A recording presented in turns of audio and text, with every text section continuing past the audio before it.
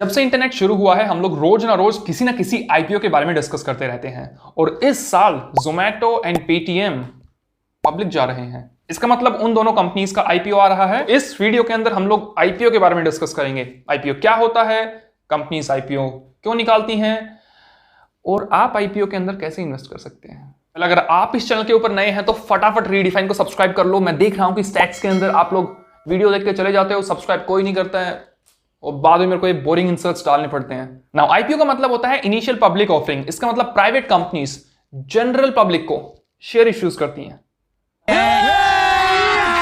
अभी मजा आएगा ना।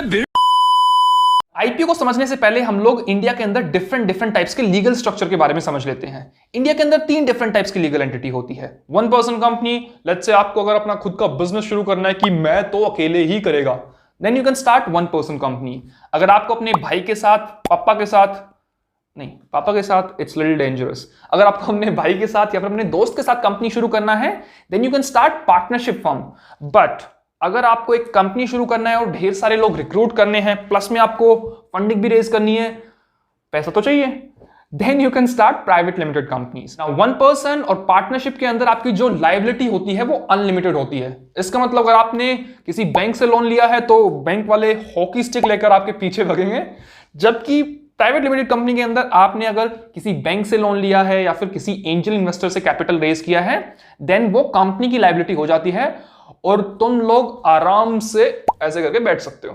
दैट मीन्स नॉर्मली जितने भी स्टार्टअप्स होते हैं they are all registered under private limited company. That's a type of a legal entity. India के जितने भी बड़े बड़े स्टार्टअप हैं, जोमैटो, स्विगी, पेटीएम, ओला, ये सभी प्राइवेट लिमिटेड कंपनीज हैं।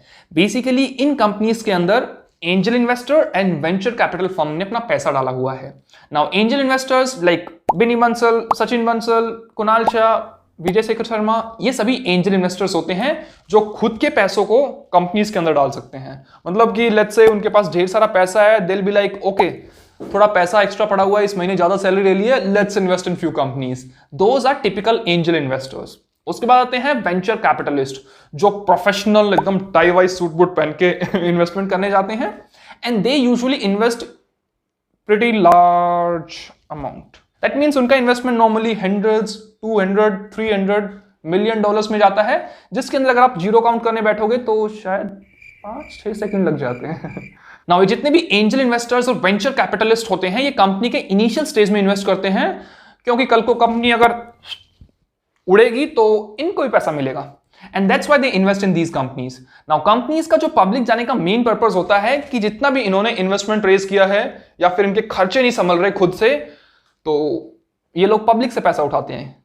अपने खर्चे ज्यादा हो रखे हैं, अपने को आईपीओ निकालना है, then they usually have these IPOs. Companies public से पैसा रेज करती है एंड जितने भी एंजल इन्वेस्टर्स होते हैं या फिर वेंचर कैपिटलिस्ट होते हैं ये निकल लेते हैं चुपचाप कैपिटल गेन करके और प्रॉफिट्स कमा के। अभी वापस से आ जाते हैं आईपीओ के ऊपर। नाउ आईपीओ के अंदर 4 डिफरेंट टाइप्स ऑफ पार्टीज होती हैं। सबसे पहली पार्टी होती है इश्यूअर जो पैसा इश्यू करती है कि लेके जाओ इस कंपनी के इक्विटी लेके जाओ, अपने को चाहिए पैसा।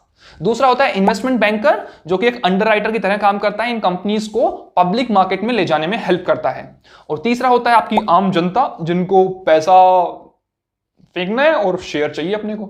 और चौथा होता है सेबी जिसके अंदर से अप्रूवल होता है, ये सारे लीगल कंप्लायंसेस फॉलो होते हैं। नाउ इन्वेस्टमेंट बैंकर इन सभी प्राइवेट लिमिटेड कंपनीज को पब्लिक ले जाने में हेल्प करता है। उनके पास एक्सपर्टीज होती है एंड फंड्स भी होते हैं, बिकॉज कल को अगर किसी प्राइवेट लिमिटेड कंपनीज को पब्लिक किया गया एंड लोगों ने बोला कि अपने को पैसा इन्वेस्ट करना ही नहीं है, बड़ा रिस्क बिजनेस है, मैं नहीं जा रहा इसके अंदर, then these investment bankers usually buy the share of those companies. तो अगर ओवर सब्सक्राइब होता है, अंडर सब्सक्राइब होता है, फायदा इन्वेस्टमेंट बैंकर को ही होना है। फिर आता है सेबी जो बेसिकली इनको परमिशन और लीगल कंप्लायंसेस चेक करता है कि ये कंपनी अपने को ठीक लग रहा है, ज्यादा कुछ रिस्क नहीं है लोगों के लिए, एंड इंस्टीट्यूशनल इन्वेस्टर्स एंड जो रिटेल इन्वेस्टर्स हैं वो थोड़ा सेफ प्ले कर सकते हैं, ऐसा कोई रिस्क वाला काम नहीं है। पब्लिक जाने से पहले सारी प्राइवेट कंपनीज सेबी के अंदर एक डॉक्यूमेंट फाइल करती हैं जिसको बोलते हैं ड्राफ्ट रेड हियरिंग प्रोस्पेक्टस, जिसमें बेसिकली कंपनी मेंशन करती है कि अपने को पैसे क्यों चाहिए, अपना प्रॉफिट लॉस क्या है और अपने इन्वेस्टर्स और जितने भी शेयर होल्डर्स हैं उनका क्या सीन है। So all these details are there in that specific document. किसी भी प्राइवेट लिमिटेड कंपनी ने एक इन्वेस्टमेंट बैंकर को ढूंढा, उन्होंने सेबी के अंदर डॉक्यूमेंट फाइल किया,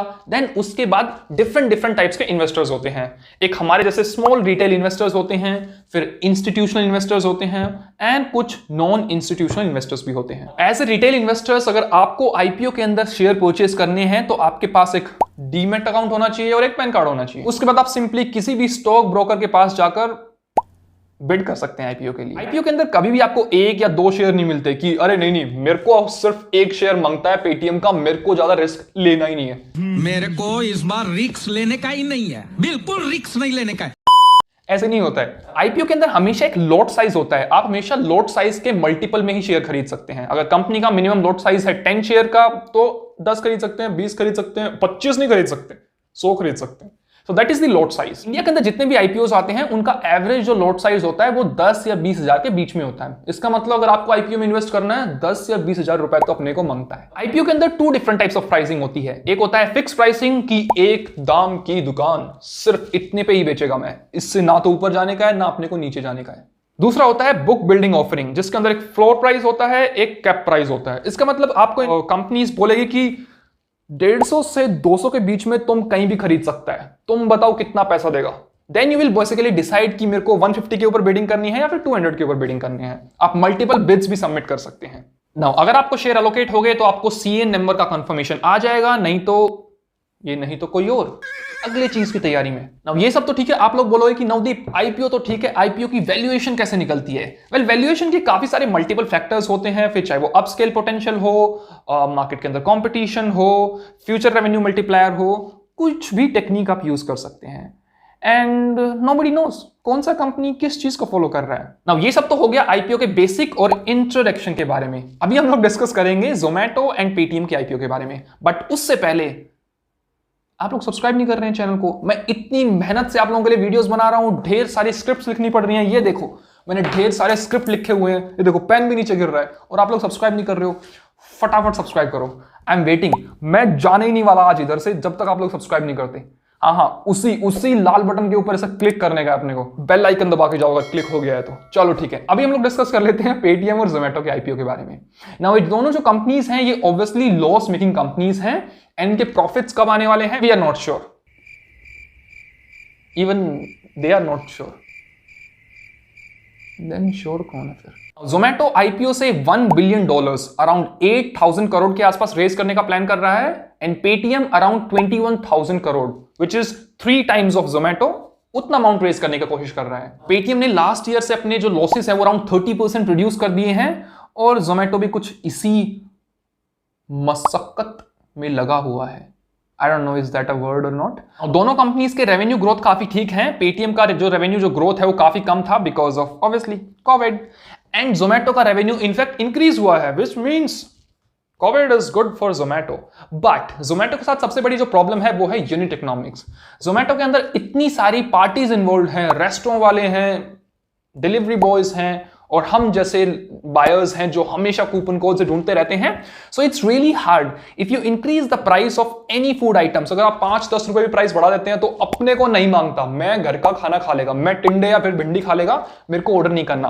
which means the price is very sensitive in case of Zomato and ये काफी डिफिकल्ट होगा बिकॉज इस केस में पॉजिटिव यूनिट इकोनॉमिक्स अचीव कर पाना इज रियली डिफिकल्ट।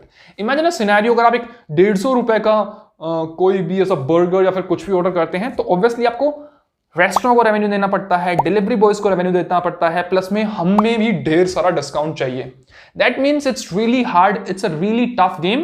तो जोमैटो का जो आईपीओ आएगा वो शायद ओवर सब्सक्राइब हो बट उसके बाद वो इंक्रीज नहीं होने वाला। ऑब्वियसली आपको डिप देखने को मिलेगा एंड इस डिप के अंदर अगर आपको शेयर अलोकेट हो गए थोड़ा बहुत नुकसान हो सकता है। So I won't really suggest you to go into the Zomato IPO। I'm not sure about the Paytm IPO, मैंने उतना रिसर्च किया नहीं है बट मे बी आप Paytm के IPO के बारे में भी रिसर्च कर सकते हैं। बाकी दोनों के इन्वेस्टर्स काफी कॉमन हैं, काफी स्मार्ट हैं एंड आई थिंक इस वीडियो के अंदर IPO के बारे में आपको सारी डिटेल्स पता चल गई होंगी। अगर आपको आईपीओ के बारे में और डिटेल्स जाननी है तो 2 वेबसाइट बताऊंगा, आईपीओ वॉच, आईपीओ सेंट्रल। उसके बारे में आप आईपीओ की सारी डिटेल्स ले सकते हैं। उसके अलावा ये जितने भी जो डिस्काउंट ब्रोकर्स हैं, ज़ेरोधा, ग्रो, इन पर भी आईपीओ की सारी नोटिफिकेशन, डिटेल्स, ब्लॉग्स आते रहते हैं तो आप वहां पर भी जान सकते हैं। आईपीओ के अलावा अगर आपको और भी इंटरेस्टिंग टॉपिक्स के बारे में जानना है जैसे कि business model, future of electric bikes in India, तो आप रीडिफाइन को सब्सक्राइब कर सकते हैं ना। मुझे पता है आप लोग नहीं करने वाले बिकॉज मैंने YouTube के एनालिटिक्स में देखा 90% लोग जो ये वीडियो देख रहे हैं उन्होंने इस चैनल को सब्सक्राइब ही नहीं किया हुआ है। आई मीन क्या कर रहे हो आप लोग? एक सब्सक्राइब जैसा छोटा काम नहीं होता। अरे फ्री है ये, ऐसा मेरे को बताना पड़ता है फ्री है, काफी लोग समझते हैं I know, but still it's free. Subscribe करो एंड बेल आइकन भी प्रेस करो। आप लोगों के लिए इतनी इंटरेस्टिंग ऐसा चीजी वीडियोस लेके आता हूं मैं। देखो मेरे को ऐसा मस्त लाफ्टर भी देना पड़ रहा है आप लोगों को बीच बीच में। इस वीडियो के अंदर हम लोग 100 लाइक्स का टारगेट रखते हैं, तो फटाफट इस वीडियो को लाइक कर दो एंड हम लोग 10,000 सब्सक्राइबर पहुंचने वाले हैं। That means it's a really good news for us. हम लोग ऐसे ही कॉन्टिन्यूसली वीडियोस अपलोड करते रहेंगे एंड आई थिंक वो जो रिंग लाइट लगी हुई है वो भी थक गई होगी अभी। लेट्स गो, बाकी काम में लगते हैं भाई। आप लोगों के लिए थोड़ी और रिसर्च करनी है और बिजनेस मॉडल के ऊपर वीडियोस बनानी है, प्लस में काफी सारे कोर्सेज भी बना रहा हूं मैं आप लोगों के लिए यूडेमी में। तो अगर आपको ज्यादा डिटेल्स देखनी है तो डिस्क्रिप्शन के अंदर ऐसे ढेर सारी इंफॉर्मेशन रखी हुई है, मस्त उठा के आप क्लिक कर सकते हैं। ठीक है, ज्यादा लंबा वीडियो हो जाएगा, मैं निकलता हूँ। Bye bye, take care.